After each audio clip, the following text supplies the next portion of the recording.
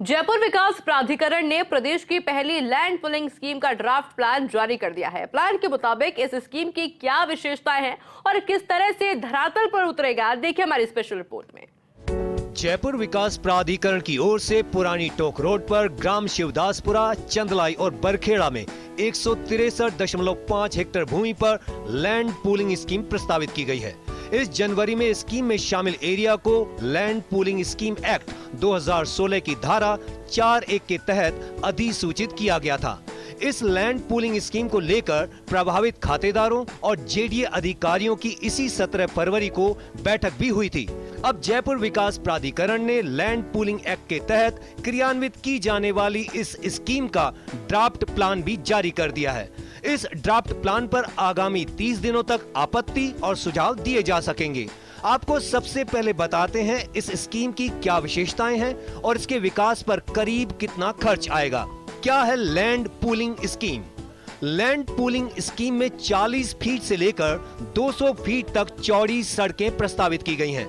Tonk road की तरफ zonal development plan की 200 फीट और 300 फीट चौड़ी सड़क प्रस्तावित है, जबकि दूसरी ओर बरखेड़ा की तरफ 100 फीट चौड़ी सड़क प्रस्तावित की गई है।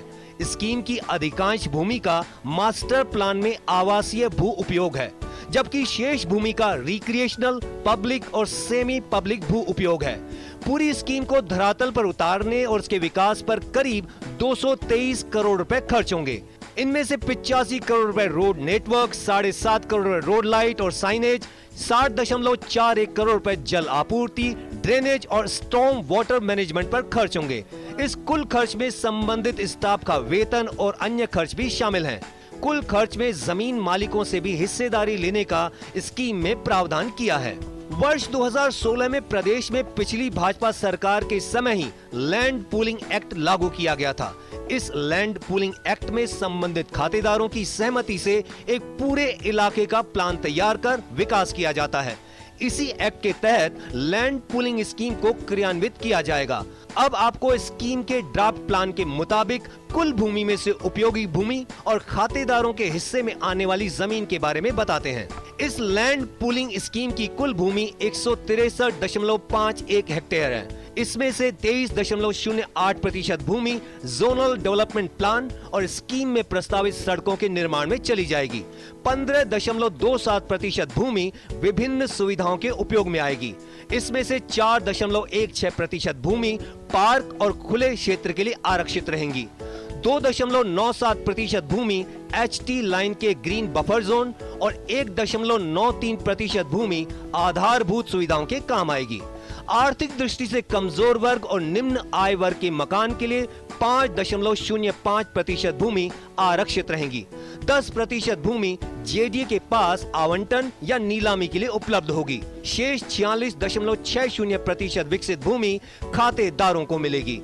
इन खातेदारों में जेडीए भी है शामिल।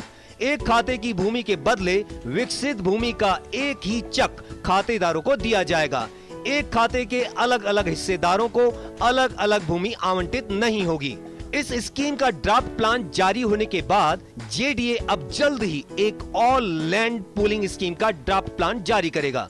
यह स्कीम राजधानी के फागी रोड इलाके में करीब 170 हेक्टेयर भूमि पर प्रस्तावित की गई है। लैंड पूलिंग स्कीम विकसित करना केंद्र सरकार के सुधारों में शामिल है। इन सुधारों को लागू करने से केंद्र की ओर से प्रदेश को करीब 100 करोड़ रुपए तक की प्रोत्साहन राशि उपलब्ध करवाई जाएगी। Abhishek Srivastava, first India news, Jaipur.